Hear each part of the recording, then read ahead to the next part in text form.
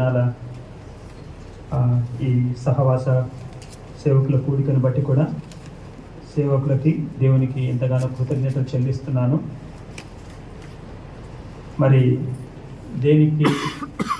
దేని ముందైనా డిస్క్లైమర్ అనేటువంటి ఒక మాట ఉంటుంది కదా.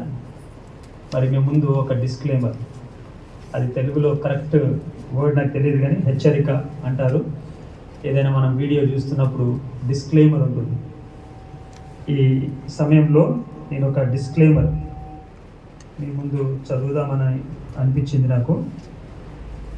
పౌలు కొరింథీయులకు రాసినటువంటి మొదటి పత్రికలో మీరు తెరవకపోయినా వింటే సరిపోతుంది. ఈ డిస్క్లైమర్ ఈ ఉదయకాల సమయంలో నా పక్షంగా నేను చదవాలని అనిపించింది. సహోదరులారా, నేను మీ యొద్దకు వచ్చినప్పుడు వాక్చాతుర్యంతో కానీ జ్ఞానాతిశయంతో కానీ దేవుని మర్మమును మీకు ప్రకటించుచు వచ్చిన వాడను కాను. తర్వాత 3వ వచనంలో, మరియు బలహీనతతోనూ భయముతోనూ ఎంతో వణుకుతోనూ మీ యొద్ద నుంటిని. ఆ తర్వాత ఆఖరి సెంటెన్స్ 4-5 వచనాల్లో, పరిశుద్ధాత్మయు దేవుని శక్తియు కనపరచు దృష్టాంతములనే వినియోగించి తిని. మరి ఈ కూడికలో నేను కూడా ఈ వాక్య పరిచయంలో ఉండడం ఇది చాలా గొప్ప ధన్యతే. కానీ ఇది చాలా మరి శ్రమతో భయంతో కూడినటువంటి పరిచర్యగా నాకు నేను భావిస్తున్నాను. నాకు ఇట్లాంటి ప్లాట్ఫామ్స్ అలవాట్లేదు. నా పరిచర్య అంతా ఒక 40 మంది పిల్లలకు 20 సంవత్సరాలుగా నేను చేసినటువంటి పరిచర్యనే నా కొద్దిపాటి అనుభవం. ఆ తరువాత నేను ఆ సిద్దిపేట ప్రాంతానికి వచ్చినప్పుడు కూడా అక్కడ దేవుడు నా హృదయంలో పెట్టినటువంటి భారం ప్రకారంగా నేను చేస్తూ వస్తున్నటువంటి పరిచర్య, అది ఎక్కువ యవనస్తుల మధ్య చేస్తున్నటువంటి పరిచర్య. అయితే స్వామి అన్న నన్ను అడిగినప్పుడు నేను సమ్మతించేంత గొప్పనేం కాదు. అన్న చెప్పినప్పుడు మాట వినాల్సిందే, రావాల్సిందే. అన్న నేను కాకుండా ఇంకా దేవుడు ఏర్పరిచినటువంటి సేవకుల ద్వారానే ఆ మీటింగ్స్లో ఉంటే బాగుంటుంది కదా. నేను ఒకవేళ వస్తే ఇక్కడికి సేవకులతో సమయం గడపాలనేటువంటి ఒక ఆశ కలిగి ఉండే. అయినా కానీ సేవకులు అట్లాంటి ఒక బాధ్యత ఇచ్చినప్పుడు దాన్ని 100% విస్మరించేటువంటి సాహసం చేయలేక సరే అని దీన్ని తీసుకోవడమే జరిగింది. మరి దీని వెనుక అక్కడ స్థానికంగా ఉన్నటువంటి సంఘస్థులను చాలా ప్రార్థన చేయమని కూడా అడగడం జరిగింది. ఎందుకంటే మరి అనేక మంది దేవుని సేవకులు మన మధ్య పరిచర్య చేయబోతున్నారు. ఈ సమయము మనకెంతో మేలుకరంగా ఉండాలని ఒక గొప్ప ఆశ ఉంది. అంతేకాదు ఇంకా ఈ మార్నింగ్ డివోషన్స్ అనేటివి, వీటి గురించి కూడా నేను ఆలోచిస్తే ఇది కూడా చాలా పెద్ద భారంగా అనిపిస్తూ ఉంది. ఒక నూతన దినం, ఒక గుడ్ బిగినింగ్ అనేది ఉండాలి. Good beginning is half done అంటారు కదా. లేకపోతే good impression is lost impression అన్నట్టుగా మరి మార్నింగ్ డివోషన్ మరి అందరికీ చాలా మేలుకరంగా ఉజ్జీవకరంగా ఉండాల్సినటువంటి సమయం అది. మరి అది కూడా ఒక భారభరితమైనటువంటి పనిగానే నాకు అనిపిస్తుంది. మీలో కొందరు నాకు చాలా పరిచయము, కొందరు కొంత అక్కడక్కడ చూసినట్టు నాకు జ్ఞాపకం ఉంది, కొందరు అసలే పరిచయం లేదు. అయినా కానీ స్వామి అన్న సహవాసంలో, స్వామి అన్న పరిచయంలో చాలా మంచి భారము కలిగినటువంటి, చాలా సంవత్సరాల పరిచర్య అనుభవం కలిగినటువంటి సేవకులు ఉంటారు అని మాత్రము నాకు తెలుసు. ఆ విషయాన్ని జ్ఞాపకం చేసుకుంటే ఇంకా కొంత భయము పెరుగుతూ ఉంది. అయినా కానీ ఇక్కడ మీ ఎదుట నిలబడడానికి నేను చెప్పేదేమి కాదు, కానీ దేవుడే మనతో మాట్లాడాలని, ఆయనే మాట్లాడతాడు అనేటువంటి ఒక ధైర్యంతో మీ ముందు ఈ విధంగా దేవుని యొక్క పాత్రగా నేను నిలబడ్డాను. మరి మనకిచ్చినటువంటి ఆ యొక్క థీమ్, ఆ అంశము మనందరికీ తెలుసు. అది ఏ పుస్తకంలో నుంచి కూడా మనకు తెలుసు కదా. సాధారణంగా మరి నెహెమ్యా గ్రంథాన్ని ఒక రివైవల్ కొరకు ఆశించేటువంటి వారు ధ్యానించాల్సినటువంటి పుస్తకంగా మనకు కనబడుతుంది. లేదా ఒక రీబిల్డింగ్ పని ఎవరైనా చేపడితే దాని గురించి కూడా అది చాలా ప్రయోజనకరమైనటువంటి పుస్తకము. అంతేకాదు ఒక రెఫర్మేషన్ తీసుకొని రావడానికి, ఎందుకంటే ఇవన్నీ మనకు నెహెమ్యా గ్రంథంలో కనబడతాయి. రీబిల్డింగ్ అయినా, రివైవల్ అయినా, రెఫర్మేషన్ అయినా. కొరింథీ పత్రికలో, రోమా పత్రికలో పౌలు 2 మాటలు మన కొరకు వ్రాసాడు. మొదటి కొరింథీ 10:6 ప్రకారము, తర్వాత రోమా పత్రిక 15:4 ప్రకారము పాత నిబంధనలో గత కాలంలో జరిగినటువంటివన్నీ మన కొరకు దృష్టాంతములుగా ఉన్నాయి అని, దేవుడు మనకు ఎటువంటి పాఠాలు అవసరమున్నదో ఆ పాఠాలను తన హృదయంలో, తన దృష్టిలో పెట్టుకొని ఈ నెహెమ్యా గ్రంథాన్ని మన కొరకు ఇచ్చాడని నా మట్టుకు నేను భావిస్తూ ఉన్నాను. మరి అటువంటి ఒక దృష్టితో, అటువంటి ఒక అవసరత మన ముందు ఉంది అనేటువంటి ఆలోచనతో మనము ఈ మార్నింగ్ డివోషన్లో కూడా కొన్ని మాటలు ధ్యానించుకుందాం. తప్పకుండా మనకి దినమంతా ఈ గ్రంథంను వాడుకొని సేవకులు మనకెన్నో వాక్యాలు అందించబోతున్నారు. అయినా కానీ ఈ ఉపోద్ఘాతంగా కొన్ని మాటలు నేను మీతో పంచుకోవాలని ఆశిస్తున్నాను. నేను చెప్పినట్టుగా నాకు ఇట్లాంటి స్టేజెస్ కానీ, ఇట్లాంటి ప్లాట్ఫామ్స్ కానీ, ఇట్లాంటి చాలా సంవత్సరాలు ప్రయాసపడి ఎంతో అనుభవంతో పనిచేస్తున్నటువంటి సేవకుల ముందు నిలబడడం కష్టమే. దానికి నేను యోగ్యుడని కాను, అంత ధైర్యం నాకు లేదు.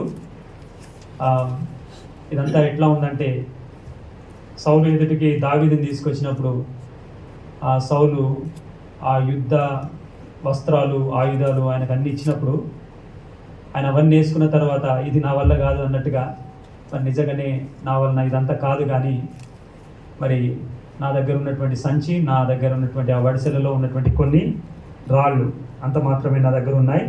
వాటిని మీతో మరి ఎంతో భారంతో కొన్ని దినాల నుండి ఈ మీటింగ్స్ గురించి తెలుసు కాబట్టి ప్రార్థన చేస్తూ, అనేక మంది ప్రార్థన సహాయం కోరుతూ మేము ముందు నిలబడ్డాను.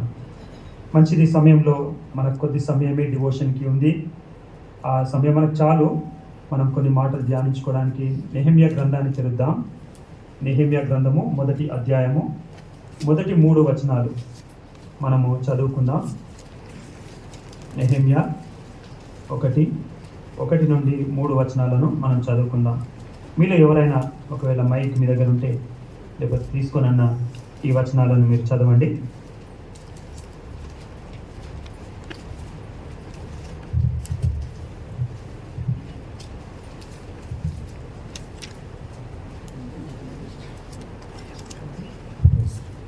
హకల్యా కుమారుడైన నెహెమ్యా యొక్క చర్యలు.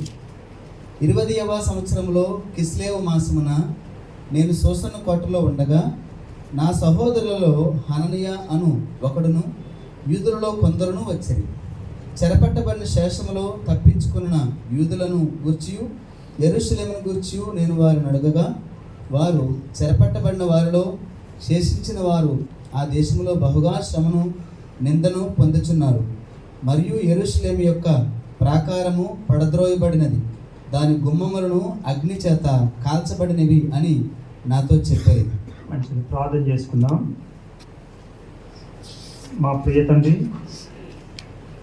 మేము నీ పరిచర్లో ఉండడానికి వ్యక్తిగతంగా మాకు యోగ్యత లేవు, కానీ నీవు నీ యొక్క అనాది కాల సంకల్పంలో మా పట్ల నీవు కలిగి ఉన్నటువంటి ఆశ్చర్యకరమైనటువంటి ప్రేమతో నీవు మమ్మల్ని పిలిచి మాకు ఇచ్చినటువంటి పరిచర్యను మేము కొంతకాలముగా, మాలో ఉన్నటువంటి కొందరు అనేక సంవత్సరాలుగా, దశాబ్దాలుగా పరిచర్య చేస్తూ వస్తూ ఉన్నాం. అయితే మీరు మా ముందుంచినటువంటి అంశము, అది మాకు మా పరిచర్యలో మేము పునరుద్ధరించవలసినటువంటి విషయాలు, మేము రీబిల్డ్ చేయాల్సినటువంటి విషయాలు, మేము రివైవ్ చేసుకోవాల్సినటువంటి విషయాలు మీ దృష్టిలో ఏమైతే ఉన్నాయో వాటిని మా దృష్టికి తీసుకుని వచ్చి మా హృదయాలను ఈ యొక్క వాక్యం చేత నింపండి. ముందుంచబడినటువంటి వాక్యాన్ని మా అందరికీ దీవెనకరంగా చేయండి. మరెంతో భయముతో వణుకుతో నీ సన్నిధిలో ఎంతో బలహీనతతో నిలబడి ఉన్నటువంటి నన్ను కూడా మీరు బలపరిచి మీ చిత్తానుసారంగా వాడుకోమని అడుగుచు యేసు పరిశుద్ధ నామములో అడిగి వేడుకొంచున్నాం మా తండ్రి, ఆమేన్. బైబిల్ గ్రంథంలో ప్రతి మాట చాలా విలువైనది, చాలా లోతైనది. దేవుడు అది తన ప్రవక్తల ద్వారా, తన దాసుల ద్వారా ఉద్దేశించి రాసినటువంటి మాటలుగా మనమందరము ఎరుగుదాం కదా. ఈ మొదటి మాట చదువుతున్నప్పుడు హకల్యా కుమారుడు అనేటువంటి నెహెమ్యా యొక్క చర్యలు అనేటువంటి ఆ మాట చదువుతున్నప్పుడు నాకు ఒక 3 మాటలు గుర్తొచ్చాయి. దాంట్లో మొదటి మాట అమెరికా దేశానికి చెందినటువంటి ఒక ఫౌండింగ్ ఫాదర్ బెంజమిన్ ఫ్రాంక్లిన్ అనేటువంటి ఆయన చెప్పినటువంటి ఒక కోట్ నాకు బాగా గుర్తొస్తూ ఉంది. అదేంటంటే, either write something worth reading or do something worth writing. మళ్ళీ చదువుతాను. Either write something worth reading or do something worth writing. Nehemiah గ్రంథాన్ని మనం చూస్తున్నప్పుడు నెహెమ్యా ఈ రెండింటికి చెందినటువంటి వ్యక్తి కనబడతాడు. ఆయన చదవడానికి యోగ్యమైనది రాశాడు, తర్వాత ఆయన రాయడానికి యోగ్యమైనది చేశాడు. అదే హకల్యా కుమారుడైన నెహెమ్యా యొక్క చర్యలు అని మనము చూస్తాము. తర్వాత రెండవదిగా, నేను పరిచర్యకు వెళ్ళినటువంటి ఆ ప్రారంభపు ఆ దినాల్లో జనవరి 26, 2001 హైదరాబాద్ నుండి నేను ట్రైన్ ఎక్కి ఢిల్లీకి వెళ్ళాలి. ఆ తర్వాత అక్కడి నుంచి మళ్ళీ హిమాచల్ ప్రదేశ్కి వెళ్ళాలి. జస్ట్ ఎక్కే ముందు మరి నా తల్లి నన్ను కలిసి, మరి నువ్వు ఒక తెలియని ప్రాంతము, తెలియని ప్రజలు, తెలియని భాష, చాలా దూరం నువ్వు వెళ్తూ ఉన్నావు కదా, అక్కడ నీకు ఎప్పుడన్నా ఒకవేళ కష్టం అనిపిస్తే నువ్వు వెంటనే తిరిగిరా అని దాని కొరకు నాకు 500 రూపాయలు ఇచ్చింది. ఆ తర్వాత నా తండ్రి నన్ను కలిసి, మరి నువ్వు దేవుడు నిన్ను పిలిచాడు అని ఆ ప్రాంతానికి సేవకు వెళ్తున్నావు కదా, సో చాలా సంతోషం. అక్కడికి వెళ్ళినాక దేవుడే నీ యొక్క అవసరతలన్నీ తప్పకుండా తీరుస్తాడు.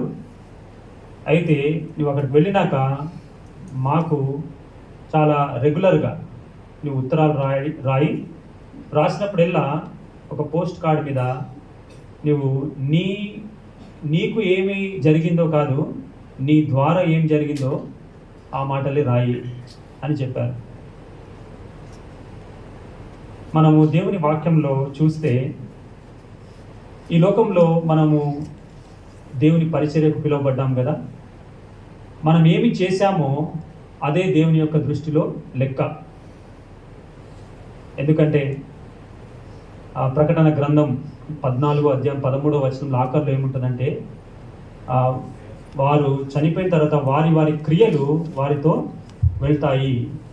అంటే మనం ఈ లోకాన్ని వదిలిపెట్టి వెళ్ళినప్పుడు ఏమీ వెళ్ళవు, కానీ మన క్రియలు వెళ్తాయి. అంతేకాదు ప్రకటన గ్రంథము 22వ అధ్యాయంలో వాని క్రియల చొప్పున వానికి జీతము ఇస్తానని, క్రియల చొప్పున. ఆ తర్వాత మరికొన్ని వాక్య భాగాలు మనం చూస్తే అక్కడ చాలా స్పష్టంగా ఆయన మన క్రియలకు ఇచ్చేటువంటి విలువ మనకు కనబడుతుంది. మరొక వాక్య భాగంలో ఏముందంటే,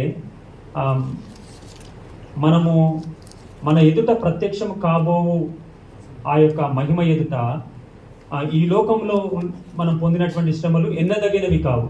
మనం చాలాసార్లు మన శ్రమల విషయంలో చాలా గొప్పగా దాన్ని భావిస్తాము, లేకపోతే ఇతరులకు మన శ్రమల గురించి చెప్తాము.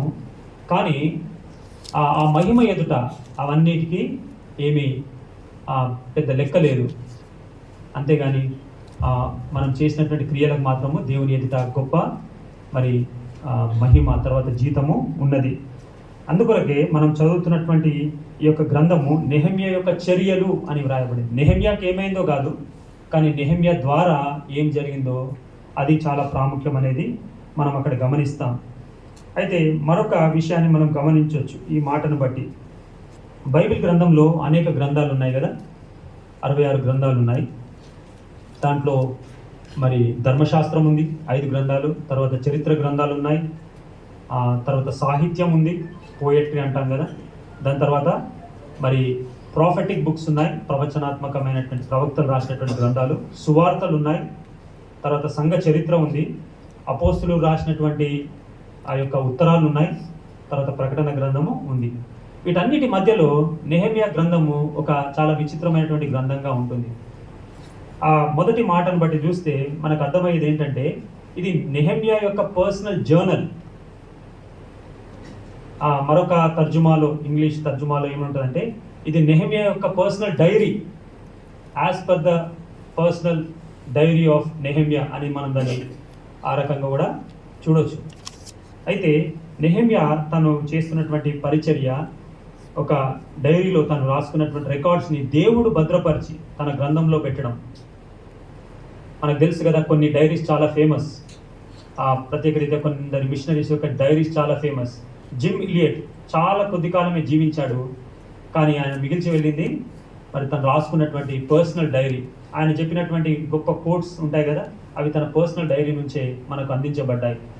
అంతేకాదు, ఈ మధ్య నేను ఒక మిషనరీ పర్సనల్ డైరీని తెప్పించుకున్నాను in the form of a book. అది డేవిడ్ బ్రైనార్డ్ గారిది. ఆయన కూడా చాలా చిన్న వయసులోనే మిషనరీగా పరిచయం చేస్తూ చనిపోయినట్టుగా మనకు తెలుసు. సో ఆ విధంగా మనం చూస్తే దేవుని దృష్టిలో మన పర్సనల్ డైరీస్ చాలా ఇంపార్టెంట్.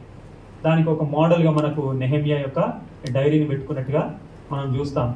నెహెమ్యాకి ఏమైందో దాంట్లో ఏం చూడము, కానీ నెహెమ్యా ద్వారా ఏం జరిగిందో అది మనము చూస్తాం. కాబట్టి మన ద్వారా ఏం జరిగిందో అనేటువంటి రికార్డ్ మనము ఈ లోకంలో మిగిల్చి వెళ్తే అది అనేక మందికి చాలా గొప్ప దీవెనకరంగా ఉంటుంది. మరి డేవిడ్ బ్రైనార్డ్ గారి యొక్క సాక్ష్యాన్ని బట్టే మన దేశానికి వచ్చినటువంటి విలియం కేరీ గారు అంత గొప్ప పరిచర్య చేసినట్టుగా మనకు తెలుసు.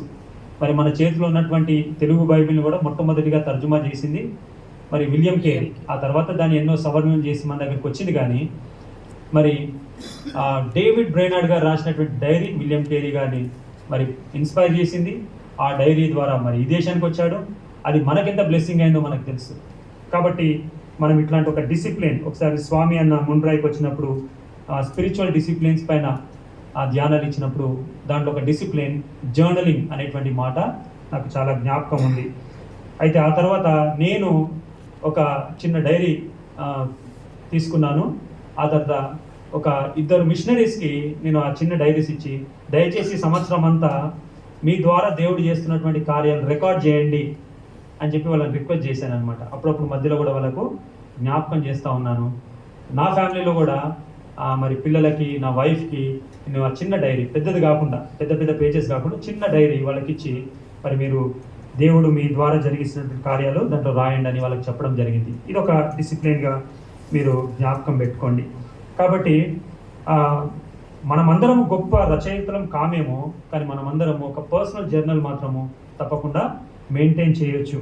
మరి మనము చదివినటువంటి ఈ వాక్య భాగంలో చూస్తే నెహెమ్యా ఈ సందర్భంలో ఎక్కడ ఉన్నాడంటే, ఆయన 20వ సంవత్సరంలో కిస్లేవు మాసమున నేను షూషను కోటలో ఉండగా, ఇంతకుముందు చెప్పినట్టుగా బైబిల్ గ్రంథంలో రాసినటువంటి ప్రతి మాట వెనుక ఒక గొప్ప ఉద్దేశం, ఒక గొప్ప మెసేజ్ మనకి కన్వే చేయడానికి దేవుడు వాటిని వ్రాయించాడని మనం జ్ఞాపకం చేసుకుందాం. అయితే దీన్ని నేను 2వ వచనాన్ని చదివినప్పుడు, ధ్యానించినప్పుడు జ్ఞాపకం చేస్తాను దాని యొక్క ప్రాముఖ్యత ఏంటో. 2వ వచనంలో, నా సహోదరులలో హనానియా అనువాడు ఒకడు, యూదులలో కొందరు వచ్చిరి. నన్ను కొంత మీరు మన్నించాలి, నా తెలుగు అంత ఫ్లూయెంట్గా ఉండదు. ఎక్కువ నాది హిందీ భాష. హిందీ భాషలో వాక్యం చెప్పాలంటే చెప్పండి. హిందీ భాషలో చాలా ఫ్లూయెంట్గా మాట్లాడగలుగుతా. మరి ఇక్కడికి వచ్చి కొంతకాలమే అయింది. ఇప్పటికి కూడా నేను డిక్లాట్ అనేటువంటి బైబిల్నే వాడుతున్నాను. ఇంగ్లీష్ తెలుగు సహాయకరంగా ఉంటుందని. కొంత నా ఫ్లూయెన్సీ ఇక్కడ చిన్న పొరపాట్లు ఉంటే నన్ను దయచేసి మన్నించండి. అయితే మరి ఇక్కడ ఒక మాటను మనం జ్ఞాపకం చేసుకోవాలి. 2వ వచనంలో నెహెమ్యా అంటున్నాడు, నా సహోదరులలో మరి కొందరు నన్ను కలవడానికి వచ్చిరి. మరి మనకు తెలుసు నెహెమ్యా ఆ సమయంలో ఎక్కడున్నాడు. నెహెమ్యా షూషను కోటలో ఉన్నాడు. ప్రపంచ చరిత్రలో అతిపెద్ద సామ్రాజ్యం ఏదంటే అది మాదీయుల పారసీకుల సామ్రాజ్యమే. ఎన్నో సామ్రాజ్యాలు ఉన్నాయి, గొప్ప సామ్రాజ్యాలు, కానీ అన్నిటికంటే విస్తారంగా విస్తరించినటువంటి సామ్రాజ్యము అది మాదీయుల పారసీకుల సామ్రాజ్యం. దానికి ఉన్నటువంటి క్యాపిటల్ సిటీ పేరు షూషన్ కోట. మరి వాళ్ళకి 2 క్యాపిటల్ సిటీస్ ఉండేటివి. ఒకటి ఎక్బటానా అని, అది మనం ఇజ్రా గ్రంథంలో కూడా చూస్తాము. తర్వాత ఇంకొకటి షూషన్ కోట అనేటువంటి ఆ యొక్క క్యాపిటల్. అయితే ఆ ఎక్బటానా అనేటువంటి దాంట్లో ఎందుకు అక్కడ ఉండేవాళ్ళు రాజులు కొంతకాలము అంటే అదొక స్ట్రాటజిక్ పొజిషన్. అంటే యుద్ధాలు చేయడానికి వాళ్ళు అక్కడ ఉంటేనే చాలా ఈజీగా రీచ్ అవుట్ అయ్యేటువంటి ఒక క్యాపిటల్గా వాళ్ళు కలిగి ఉన్నారనమాట. కానీ వింటర్ మంత్స్లో, ఆ చలికాలంలో వాళ్ళు షూషన్ కోటకు వాళ్ళు వచ్చేది. అది అడ్మినిస్ట్రేటివ్ క్యాపిటల్. అంటే చాలా ప్రాముఖ్యమైనటువంటి ఓన్లీ హై ర్యాంకింగ్ ఆఫీషియల్సే అక్కడ ఉంటారనమాట. అంటే మొత్తం ఆ సామ్రాజ్యంలో జరుగుతున్నటువంటి ప్రతి విధమైనటువంటి సమాచారము కానీ, ప్రతి విధమైనటువంటి కరెస్పాండెన్స్, కమ్యూనికేషన్, ఇన్ఫర్మేషన్ ఏదైనా కావాలంటే వాళ్ళు షూషన్ కోటకే రావాల్సి ఉందన్నమాట. అట్లాంటి ఒక స్థానంలో నెహెమ్యా ఉన్నట్టుగా మనం గమనిస్తాం. అయితే మరి నెహెమ్యా యొక్క స్థానాన్ని, నెహెమ్యా యొక్క వ్యక్తిత్వాన్ని, తర్వాత నెహెమ్యా పనిచేసేటువంటి విధానాన్ని మనము ఆ గ్రంథంలో గమనించినప్పుడు నెహెమ్యా చాలా హై స్టాండర్డ్స్ కలిగినటువంటి వ్యక్తి. ఆయన పొజిషన్ కూడా చాలా ఉన్నతమైనది, ఆయన వ్యక్తిత్వం కూడా మనకు తెలుసు. ఎన్నోసార్లు ఈ గ్రంథాన్ని మనం గతంలో ధ్యానించుకున్నాం, మళ్ళీ వాటిని అన్నిటిని రిపీట్ చేయాల్సినటువంటి అవసరం లేదు. తర్వాత తను ఎంత మెటికులస్గా పనిచేశాడో కూడా మనకు తెలుసు. ఆయన గ్రంథంలో నాకు తెలిసి మిగతా గ్రంథాలు అన్నిటికంటే ఎక్కువ పేర్లు ఉన్నాయేమో. ఆయన గ్రంథంలో చాలా మైన్యూట్ డీటెయిల్స్ కూడా మనకు కనబడతాయి. దాన్ని బట్టి చూస్తే ఈ 2వ వచనంలో జరిగినటువంటి ఆ మీటింగ్ అది ఒక క్యాజువల్, కేర్ ఫ్రీ, పోతూ కలిసి వచ్చినటువంటి మీటింగ్ కాదు. మళ్ళీ వాళ్ళు అక్కడికి వచ్చింది ఒక వింటర్ మంత్లో, అంటే చలికాలంలో వాళ్ళు వచ్చారు. అంటే అంతకుముందు నెహెమ్యా ఎక్కడ ఉండొచ్చు? ఎక్బటానాలో ఉండొచ్చు. ఎక్బటానాకి అందరు వెళ్ళేటువంటి ప్రాంతం కాదు, అది ఒక స్ట్రాటజిక్ మిలిటరీ పొజిషన్. అది ఓన్లీ ఆ రాజ్యానికి సంబంధించినటువంటి సైనికులు, ఆ జనరల్స్, అట్లాంటి వాళ్ళు వెళ్ళేటువంటి ప్లేస్ అది. రాజు అక్కడ ఉన్నప్పుడు నెహెమ్యా కూడా అక్కడికి వెళ్ళి రాజు సేవ చేయాల్సినటువంటి ఒక ప్లేస్ అది. కాబట్టి ఇది ఒక ప్లానింగ్తోని నెహెమ్యా అట్లాంటి ఒక పొజిషన్లో ఉన్నాడు కాబట్టి ఆయన ఒక ప్లానింగ్తోని వాళ్ళను ఇన్వైట్ చేసినటువంటి ఒక ప్రత్యేకమైనటువంటి మీటింగ్ అని మనము ఇక్కడ గమనించవచ్చు. ఆ యెరూషలేము నుండి వీళ్ళు వచ్చారు కదా, ఎందుకంటే యెరూషలేము సమాచారాన్ని ఫస్ట్ హ్యాండ్ ఇన్ఫర్మేషన్గా వీళ్ళు తీసుకొచ్చినట్టుగానే మనకు తెలుసు. వాళ్ళు దాదాపుగా 1700 కిలోమీటర్ల ప్రయాణం చేసి 4 నెలల మరి ఆ సుదీర్ఘమైనటువంటి ప్రయాణం తర్వాత వాళ్ళు షూషన్ కోటకి చేరుకున్నారు అని మనము కొంత కాంటెక్స్లో దాన్ని గమనించవచ్చు అనమాట. అంటే ఇట్లాంటి ఒక ప్రదేశానికి రావాలన్నా, ఇంత లాంగ్ జర్నీ వాళ్ళు చేయాలన్నా, ఇది ఒక వెల్ ప్లాన్డ్ మీటింగ్ అనేటువంటిది మనము ఇక్కడ గమనిస్తాం. అయితే మరి ఈ భాగంలో ఈ భాగాన్ని చదివే ముందు, దీన్ని ధ్యానించే ముందు, నేను మరి నాకు ఇవ్వబడినటువంటి 3 డివోషన్స్లో మనం వీటిని 3 భాగాలుగా ఒక 3 విషయాలను మనం ధ్యానించుకొని అవి చాలా ప్రాక్టికల్గా మనము తీసుకొని ఒక డిసిషన్తోని మనము వెళ్ళాలని ఒక ప్రార్థన ఆశతో నేను వీటిని మీకు ప్రజెంట్ చేస్తున్నాను. ఈ మొట్టమొదటి విషయం అంటే మనకి ఇచ్చినటువంటి థీమ్ని బట్టి మనము కట్టుటకు పూనుకొందము రండి అనేటువంటి మాట ఉంది కదా, ఆ స్థితికి లేకపోతే ఆ పొజిషన్కి, ఆ మాటకు వచ్చే ముందు జరిగినటువంటి విషయాలు, నెహెమ్యా తీసుకున్నటువంటి చర్యలు, వాటిని మనము గమనిద్దాం. మొట్టమొదటిగా ఆ 2-3 వచనాల్లో మనం చూస్తే మనకేం అర్థమవుతుందంటే నెహెమ్యా మరి ఒక యథార్థమైన లేకపోతే నిజాయితీతో కూడినటువంటి పరిశీలన లేకపోతే పరీక్ష అనొచ్చు, పరిశోధన అనొచ్చు, అట్లాంటిది చేస్తున్నట్టుగా మనము చూస్తాం. ఇంగ్లీష్లో నేను ఏమని రాసుకున్నా అంటే ఆనెస్ట్ అసెస్మెంట్. మనము కట్టుటకు పూనుకొందము రండి అనేటువంటి మాట చాలా గొప్పగా ఉంది. అట్లాంటిది ప్రారంభించబడేటువంటి ముందు చాలా ప్రాముఖ్యమైనటువంటి ఒక స్టెప్ ఏంటంటే అది ఒక ఆనెస్ట్ అసెస్మెంట్. మనం ఒక ఉజ్జీవాన్ని చూడాలన్నా, ఒక రీబిల్డింగ్ పని ప్రారంభించాలన్నా, లేకపోతే మన పరిచర్యలో, మన సంఘములో, మన ప్రాంతపు పరిచయలో ఒక రిఫర్మేషన్ మనము చూడాలన్నా తీసుకొని రావాలన్నా దాన్ని మొట్టమొదటిగా మనం జ్ఞాపకం చేసుకోవాల్సింది ఒక ఆనెస్ట్ అసెస్మెంట్ జరగాలి. ఒక నిజాయితీతో కూడినటువంటి పరిశీలన అనేది జరగాలి. ఇది మొట్టమొదటి పాయింట్. ఈరోజు ఈ పాయింట్ని మనము ధ్యానిద్దాం. రేపు ప్రభు చిత్తమైతే మరి రెండో పాయింట్ ధ్యానించుకుందాం. అదేంటంటే ప్రార్థనాపూర్వకమైనటువంటి ప్రణాళిక. మనకు తెలుసు నెహెమ్యా గ్రంథంలో ఎన్నిసార్లు నెహెమ్యా యొక్క ప్రార్థన రికార్డ్ చేయబడిందో. ప్రేయర్ఫుల్ ప్లానింగ్ అనేది చాలా ప్రాముఖ్యం. అయితే కొందరు ఒక సైడ్ వెళ్ళిపోతున్నారు, ఓన్లీ ప్రేయర్ నో ప్లానింగ్. లేకపోతే కొందరు ఓన్లీ ప్లానింగ్, ఎందుకంటే వాళ్ళకు అన్ని క్విక్గా జరిగించాలి కాబట్టి నో ప్రేయర్ అన్నట్టుగా ఉంది. కానీ నెహెమ్యా యొక్క చర్యల్లో రెండవది మనం చూసేది ప్రేయర్ఫుల్ ప్లానింగ్. తర్వాత మూడవది మనం గమనిస్తే డిసైసివ్ లేకపోతే డిటర్మైన్డ్ యాక్షన్.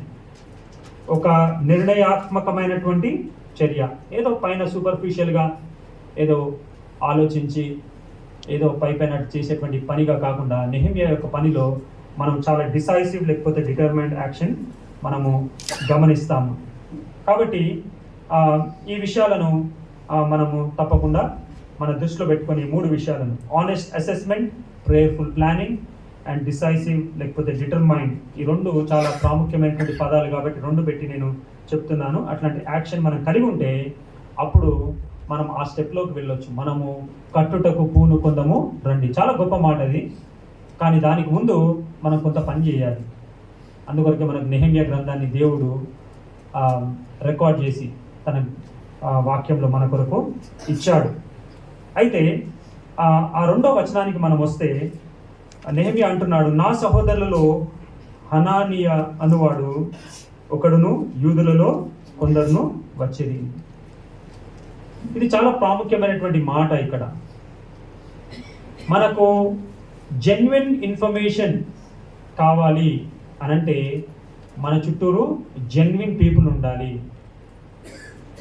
మనకు దాని యథార్థమైన స్వచ్ఛమైనటువంటి క్లియర్ ఇన్ఫర్మేషన్ మనకు కావాలి అంటే మన చుట్టూరు మరి అట్లాంటి వ్యక్తులు మనకు అవసరము అనేది మనం జ్ఞాపకం చేసుకుందాం.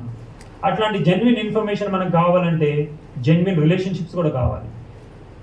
మరి ఈ హనానీ గురించి ఇంకా తనతో ఉన్నటువంటి సహోదరుల గురించి మరి నెహెమ్యా చెప్పినటువంటి మాట ఏంటంటే నెహెమ్యా గ్రంథము 7వ అధ్యాయము 2వ వచనంలో వారి గురించి చెప్తూ, వారు నమ్మకమైన మనుషులు, తర్వాత దేవుని ఎదుట భయభక్తులు కలిగినటువంటి వారు, అందరికంటే ఎక్కువ భయభక్తులు కలిగినటువంటి వారు.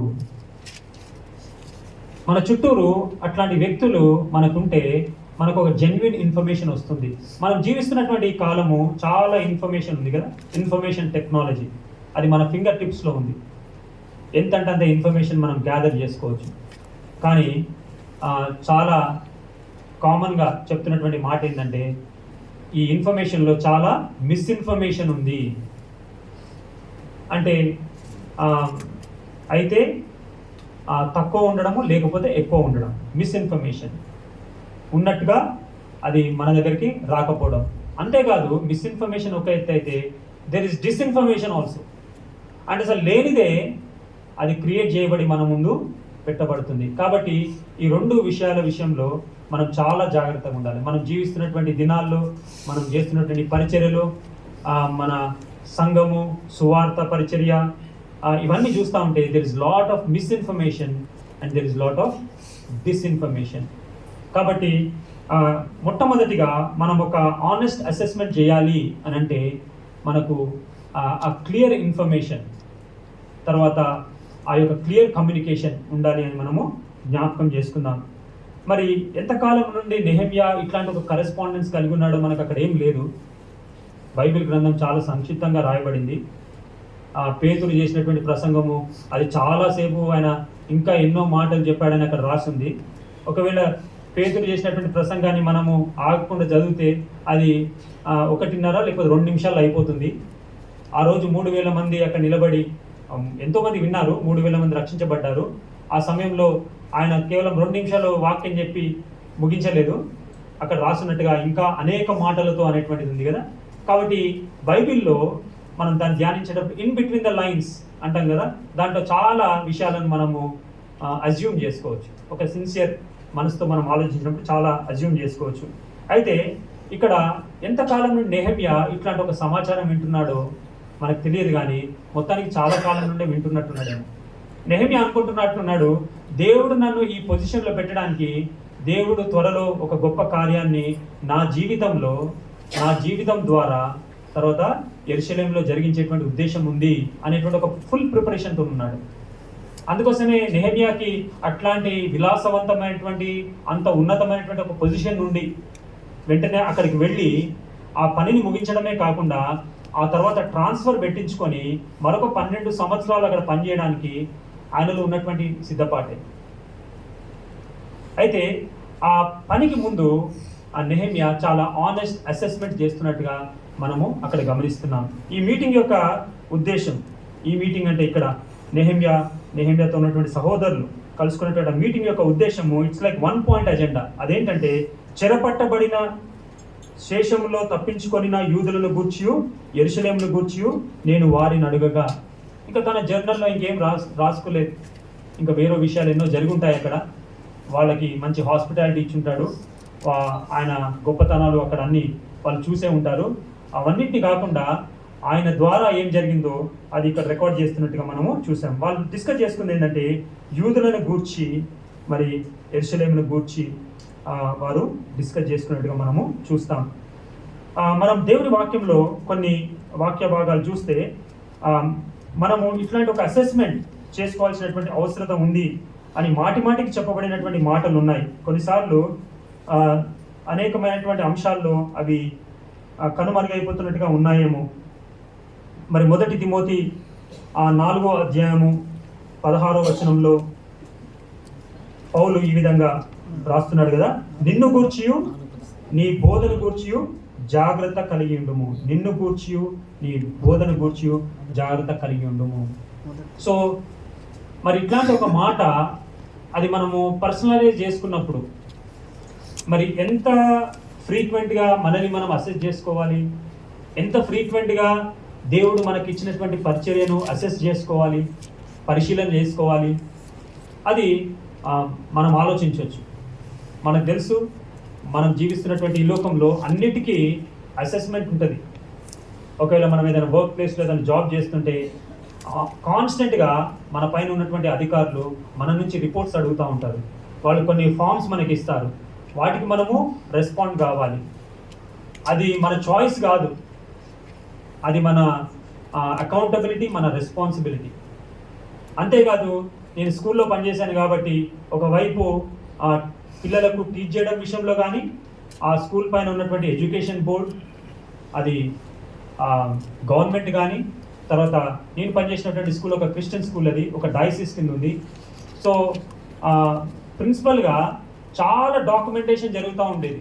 సంవత్సరం అంతా ఏదో ఒక డాక్యుమెంట్ని అప్లోడ్ చేయడము, అది వాళ్ళకి గవర్నమెంట్కి కానీ డయాసిస్కి కానీ మరి ఏ బోర్డుకి అయితే అఫిలియేట్ అయిందో అది కానీ, తర్వాత మా కమిటీలో ఉన్నటువంటి వాళ్ళకి యాన్యువల్ రిపోర్ట్స్ ఇవ్వడం కానీ, ఇవన్నీ జరుగుతూ ఉండేవి అనమాట.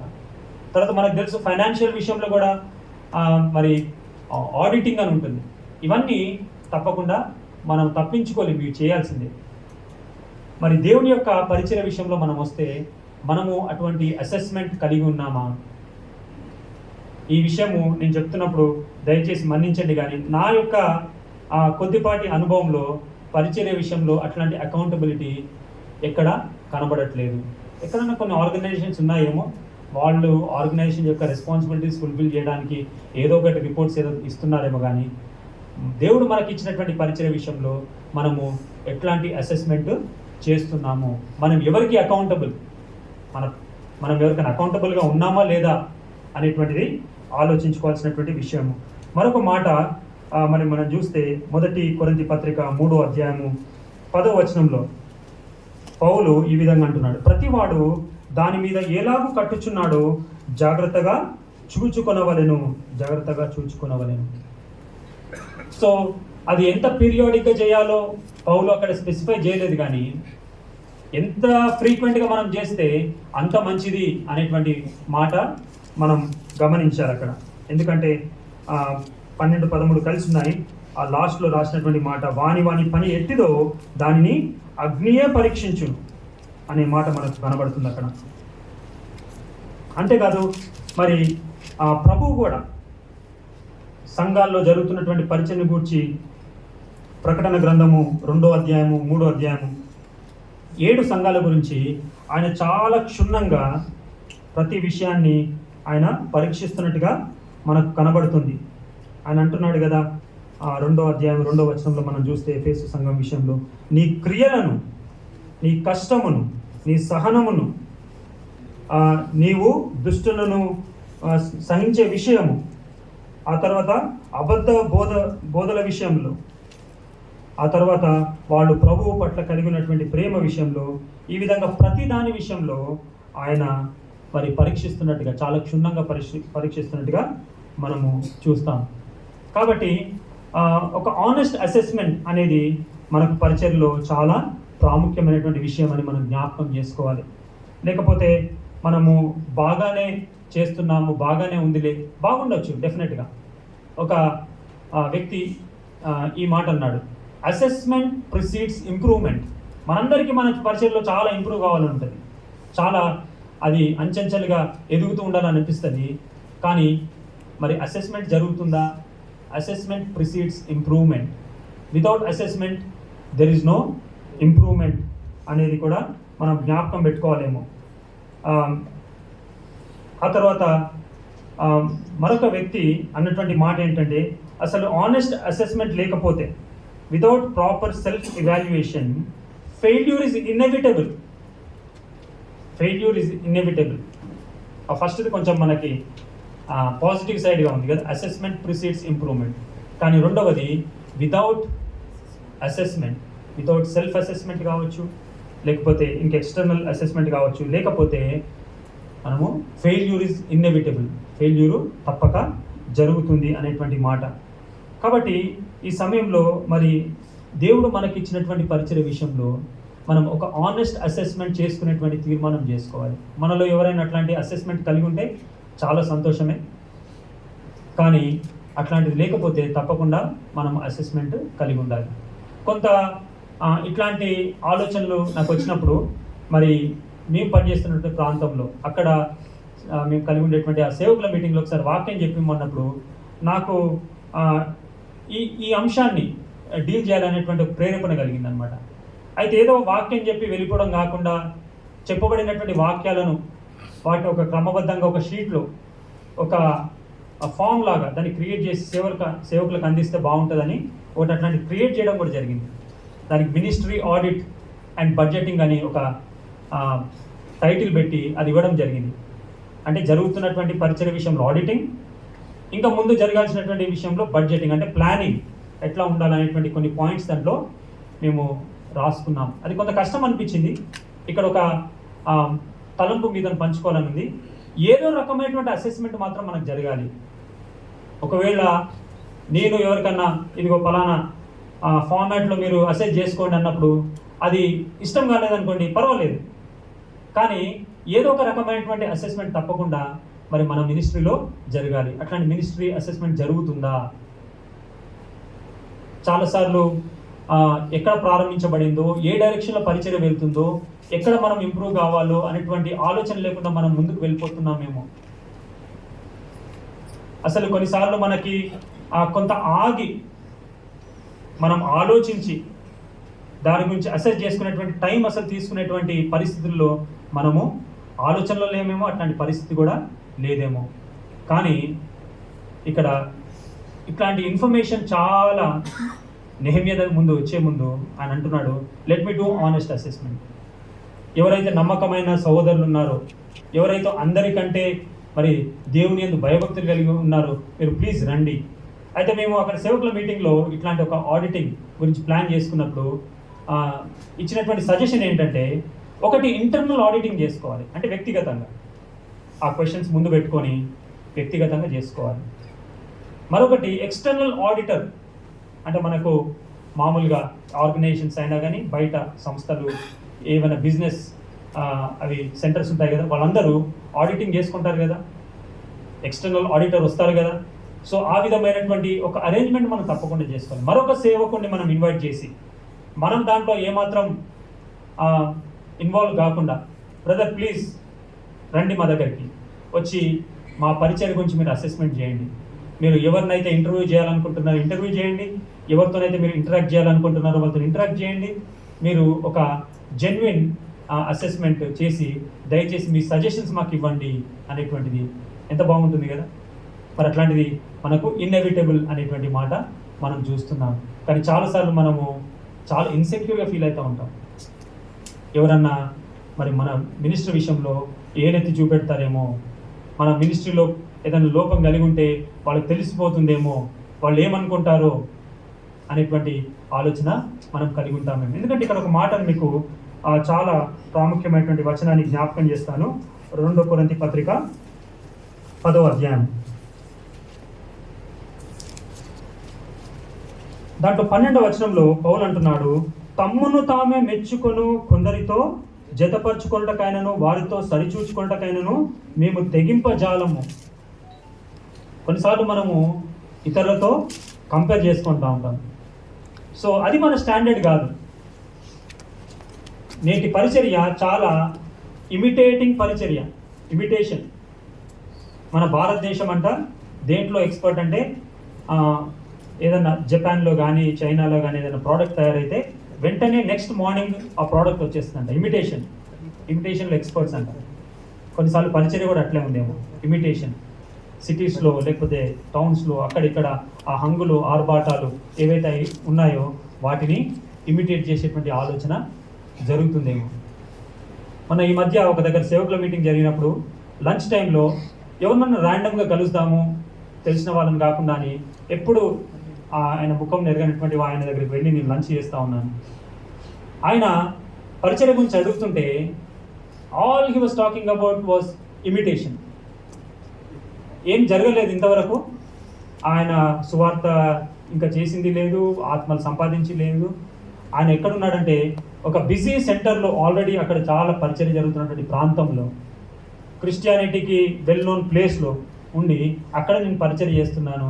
ఏంటి మీ నెక్స్ట్ మినిస్టర్ రిక్వైర్మెంట్ అని అడిగితే, నాకు ఒక ప్లేస్ కావాలి, ఒక బిల్డింగ్ కావాలి.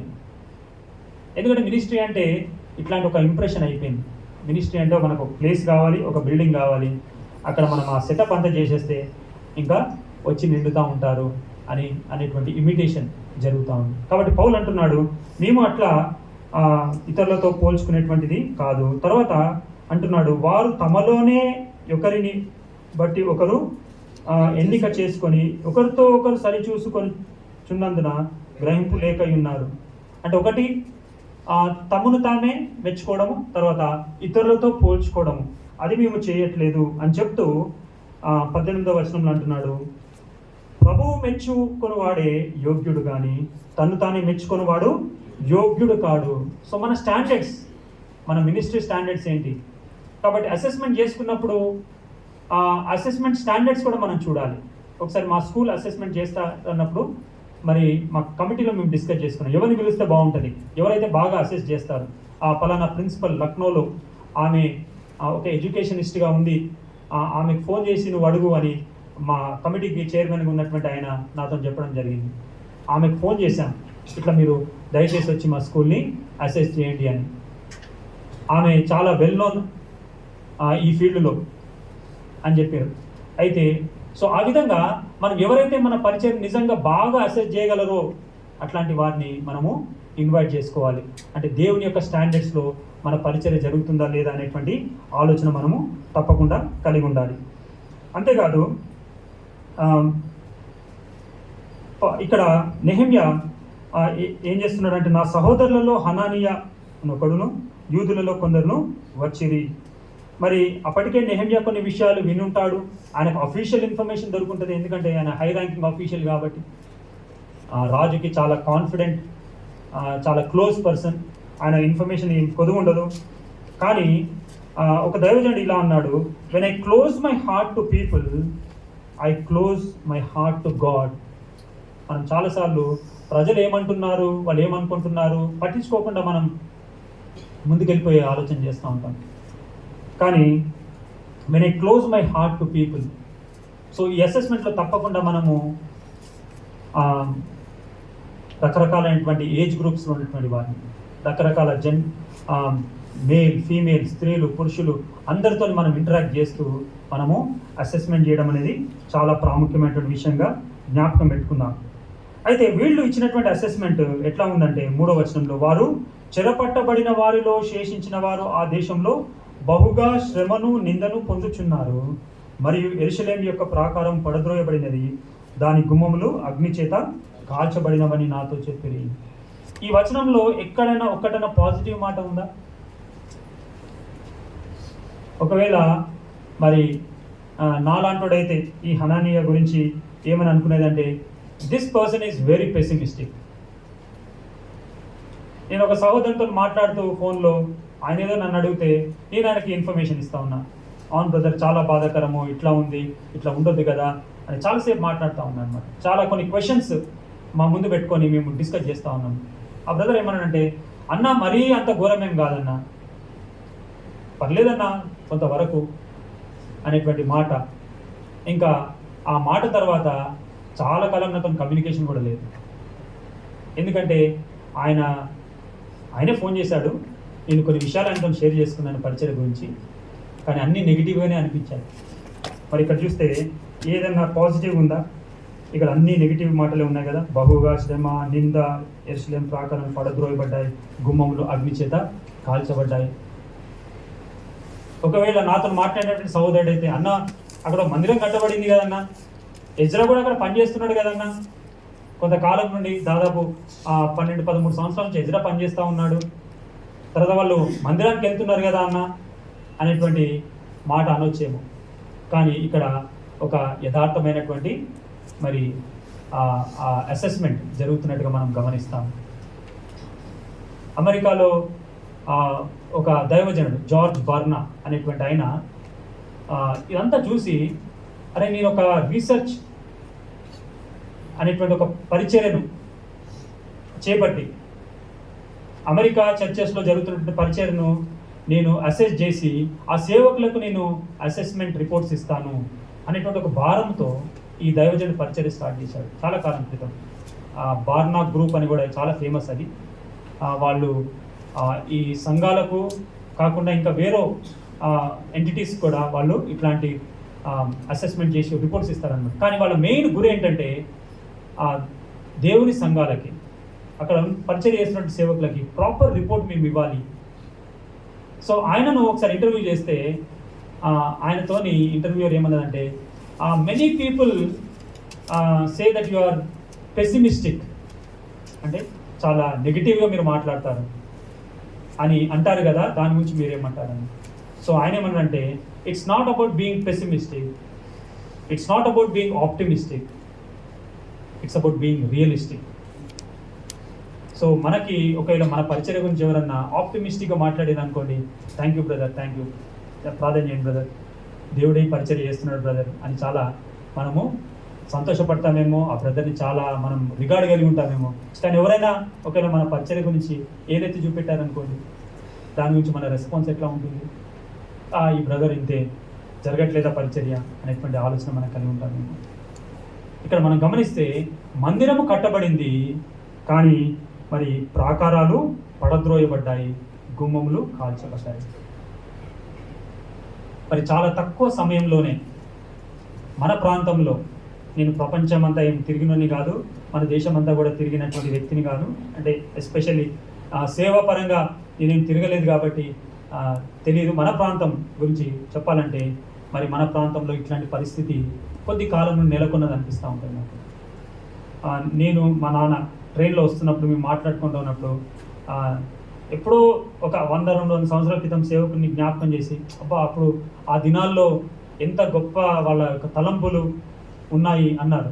అప్పుడు నేను వెంటనే చెప్పిన మాట ఏంటంటే, లేదు నాన్న, జస్ట్ ఒక 10 years క్రితం వరకు కూడా మరి సేవకులు అట్లాంటి విధంగానే ఉండేది, అట్లాంటి భారంతోనే ఉన్నారు, కానీ ఈ మధ్యనే చాలా మార్పులు వచ్చాయి. కాబట్టి ఇక్కడ జరిగినటువంటి సమస్య ఇది నేడు మన సంఘాల్లో కూడా ఉన్నటువంటి సమస్యగా మనము గుర్తించవచ్చు. మందిరాలు కట్టబడ్డాయి, కానీ ప్రాకారాలు మరి పడద్రోయబడ్డాయి, గుమ్మములు కాల్చబడ్డాయి. నాకు ఎక్కువ సమయం లేదు, నేను జస్ట్ కొన్ని మాటలు చెప్పి ముగిస్తాను. This is food for thought అంటారు కదా, మీరు ఆలోచించడానికి ఈ మాటలు మీరు తీసుకోండి. ఈ ప్రాకారములు దేనికి సూచించవచ్చు మనం?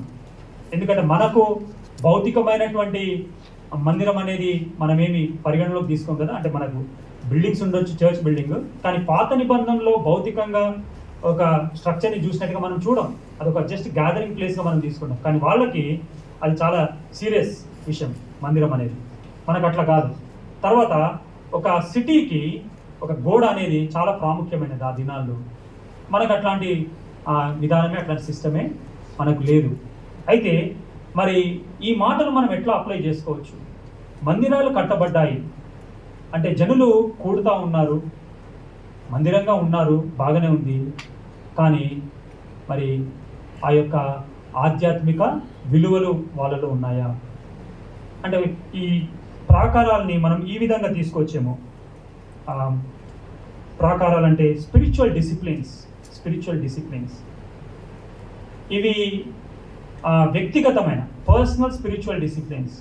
మనము ఆదివారాలకు లిమిట్ అయి ఉన్నటువంటి ఆ పరిచర్యను మనం కాకుండా మరి ప్రతి ఒక్క విశ్వాసి జీవితంలో వాళ్ళకి స్పిరిచువల్ డిసిప్లిన్స్ ఉన్నాయా లేదా? వస్తున్నారు చర్చికి, వాక్యం వింటున్నారు, ఇంకేమైనా ప్రోగ్రామ్స్ పెడితే కూడా వస్తున్నారు. మనకేదన్నా అవసరం ఉంటే ఫిజికల్ అరేంజ్మెంట్స్లో కానీ ఇంకేదన్నా మనల్ని అటు ఇటు తీసుకెళ్లాలన్నా కానీ ఇంకా అట్లాంటి భౌతికమైన చేస్తున్నారేమో, బాగానే ఉంది. కానీ వాళ్ళ జీవితాల్లో స్పిరిచువల్ డిసిప్లిన్స్ ఉన్నాయా? ప్రాకారాలు వేయబడ్డాయా?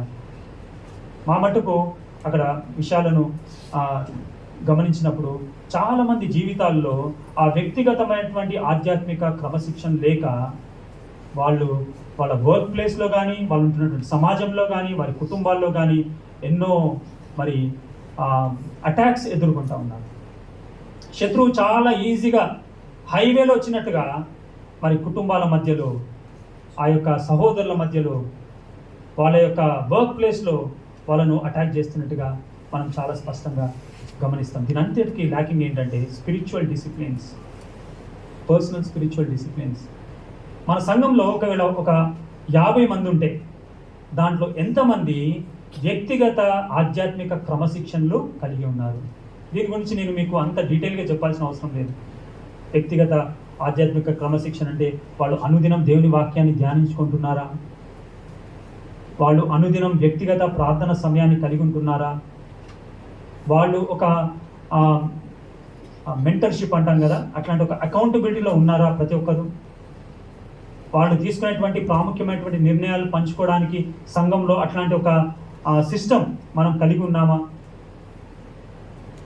తర్వాత అది వాళ్ళ విట్నెసింగ్ లైఫ్ కావచ్చు, ఇంకా ఆ డిసిప్లిన్స్ ఏమేమైతే ఉన్నాయో అవన్నీ మరి మన సంఘంలో ఎంతమంది కలిగి ఉన్నారు? మనం చాలాసార్లు ఆదివారం రోజు అటెండెన్స్ ఎంతో, దానిపైన మనము సంతోషపడుతున్నాం. మేము మరొక దైవజనుడు రాసినటువంటి పుస్తకంలో ఆయన ఏమన్నాడంటే, నేటి సంఘాలు ఏబీసీ సంఘాలు అని అంటారంట. ఏబీసీ సంఘాలు అంటే అటెండెన్స్ ఉందా లేదా, బిల్డింగ్స్ ఉన్నాయా లేదా, క్యాష్ ఉందా లేదా, ఎంత ఆఫరింగ్ వస్తుంది, దీనిపైనే సంఘం ఎట్లాంటి సంఘము అనేది మెజర్ అవుతుందంట. ఒక సంఘం గొప్ప సంఘము అని ఎట్లా అంటున్నారంటే అటెండెన్స్ ఎంత ఉంది, వాళ్ళ బిల్డింగ్స్ ఎట్లా ఉన్నాయి, ఎన్ని బిల్డింగ్స్ ఉన్నాయి, వాళ్ళకి ఎంత ఆఫరింగ్స్ వస్తాయి, దీని మీదనే ఒక గొప్ప సంఘమా లేదా అనేటువంటి ఆ యొక్క అసెస్మెంట్ చేస్తూ ఉన్నారు.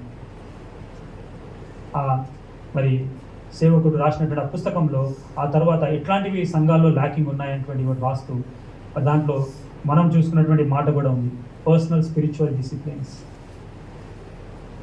మనము ఒక జనసమూహాన్ని, ఒక గుంపును మనం డీల్ చేస్తూ ఉన్నాం, కానీ మనం ఇండివిజువల్గా ఒక్కొక్కరిని మనము డీల్ చేస్తున్నామా లేదా? అపోస్తల కార్యం 20వ అధ్యాయంలో తెరవాల్సిన అవసరం లేదు. పౌలు ఎఫెసు సంఘానికి ఫేర్వెల్ చెప్తూ ఆయన చాలా స్పష్టంగా చెప్పాడు కదా, నేను ప్రతి ఒక్క వ్యక్తిని సంపూర్ణునిగా, ప్రతి ఒక్క వ్యక్తి గురించి రాత్రింపగలు కన్నీళ్లతో నేను మానక వారికి బుద్ధి చెప్పుచు అనేటువంటి మాట.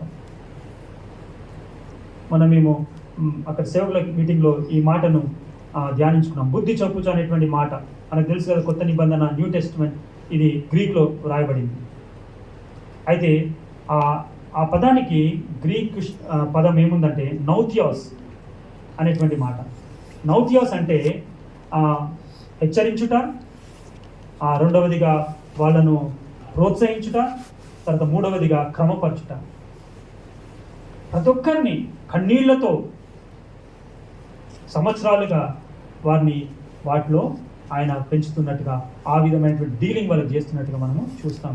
కాబట్టి మన సంఘం మరి ఇట్లాంటి ఆధ్యాత్మిక విలువలు ఎంతమంది కలిగి ఉన్నారు మన సంఘంలో? వ్యక్తిగతమైనటువంటి ఆధ్యాత్మిక క్రమశిక్షణలు ఎంతమంది కలిగి. తర్వాత రెండవదిగా గుమ్మములు అగ్ని చేత కాల్చబడినవని నాతో చెప్పిరి అనేటువంటి మాట. గుమ్మములు దేనికి సూచన? మనకు 3వ అధ్యాయంలో ఆ గుమ్మలో పేర్లు ఉంటాయి కదా. గొర్రె ద్వారము అనేటువంటి మాట మనకు కనబడుతుంది. షీప్ గేట్, ఇది దేనికి సాదృశ్యం అంటే మరి ఒక శాంక్టిఫైడ్ లైఫ్,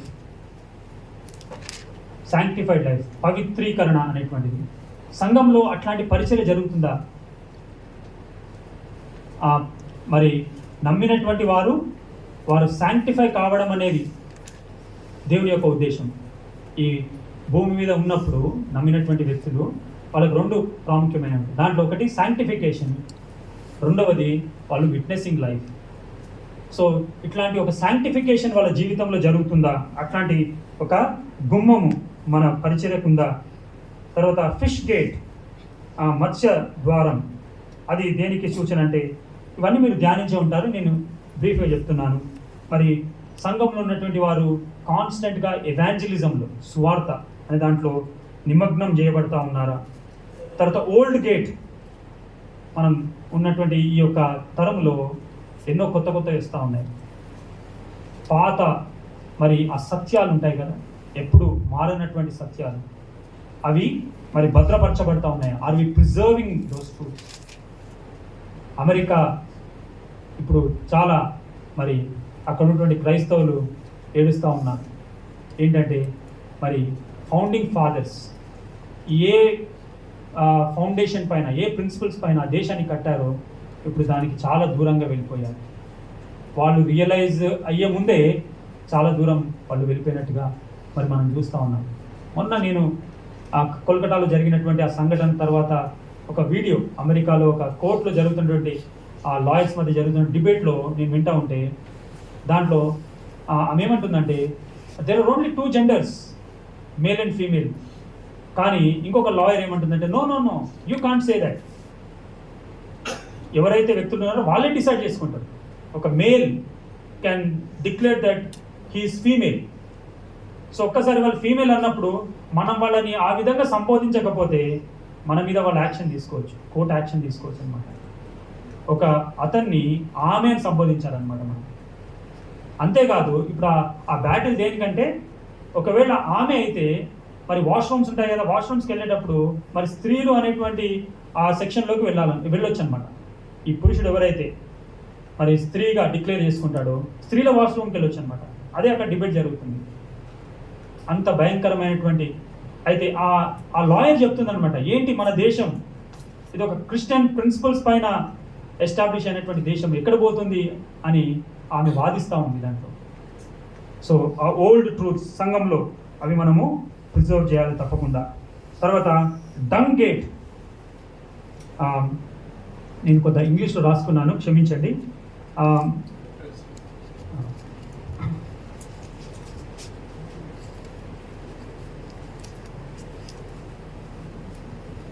పెంట గుమ్మము, 14వ వచనం. పెంట గుమ్మము దేనికి సూచన అంటే మరి విశ్వాసుల జీవితాల్లో లేకపోతే కొన్నిసార్లు పరిచర్యలో మరి కలుగుతున్నటువంటి ఏదన్నా ఫిల్త్ అంటే అపవిత్రమైనది ఏదన్నా ఉంటే దాన్ని తొలగించాలి. అట్లాంటి ఒక గుమ్మము మరి వీళ్ళకు లేదంట. ఆ తర్వాత valley gate, this is to keep humility. మరి సంఘంలో అనేక రకాలైనటువంటి పోరాటాలు ఎందుకున్నాయంటే మేము గొప్ప అంటే మేము గొప్ప. సంఘంలో రకరకాలైనటువంటి పొజిషన్స్ కొన్ని సంఘాలు ఉంటాయి. వాళ్ళు ఒక రిజిస్టర్ చేయబడినటువంటి బాడీ ఉన్నప్పుడు ఎన్నో పొజిషన్స్ ఉంటాయి కదా, ఆ పొజిషన్స్ గురించి పోరాటం, ప్రెసిడెంట్ కావచ్చు, సెక్రటరీ కావచ్చు, ఇంకేదైనా కావచ్చు, ఆ హ్యూమిలిటీ లేని పరిస్థితి. తర్వాత ఫౌంటైన్ గేట్ అంటే పరిశుద్ధాత్మని యొక్క నింపుదల. తర్వాత వాటర్ గేట్, అది మరి ఒక ఆధ్యాత్మిక పరిపక్వతకు కావాల్సినటువంటి వాక్య పరిచర్య. చాలా బేసిక్ లెవెల్లో జరిగిపోతుందేమో, కానీ మరి అటువంటి లోతుగా వాళ్ళకు వాక్యాన్ని అందించేటువంటి పరిచర్య జరుగుతుందా లేదా అనేది కూడా మనము చూసుకోవాల్సినటువంటి అవసరం ఉంది. ఎందుకంటే పౌలు కొరింథీయులకు రాస్తే ఏమన్నాడంటే, సంగతులను పైనే మీరు చూచుతున్నారు. ఎందుకు కొరింథీ సంఘంలో సమస్య అంటే స్పిరిచువల్ మెచ్యూరిటీ లేదు. వాళ్ళు చర్చకు వస్తున్నారు కానీ మెచ్యూరిటీ లేదు వాళ్ళలో. తర్వాత ఈస్ట్ గేట్, ఇది దేనికి సూచన అంటే మరి యేసుక్రీస్తు రాకడకి సూచన. ఆ తర్వాత మరి హార్స్ గేట్, ఇది మరి మనము ఒక పోరాటంలో ఉన్నాం. మనము హాయిగా ఇక్కడ దేవుడు దీవిస్తాడు, మనం చాలా గొప్పలం అయిపోతాము, prosperity, this is the purpose of our life అన్నట్టుగా చాలా బోధలు ఉన్నటువంటి దినాల్లో మనం జ్ఞాపకం చేయాల్సింది సంఘానికి మనం ఒక పోరాటంలో ఉన్నాము. తర్వాత మిఫ్కాత్ గేట్, అంటే మనము ఒకరితో ఒకరము సహవాసానికి ప్రాముఖ్యత.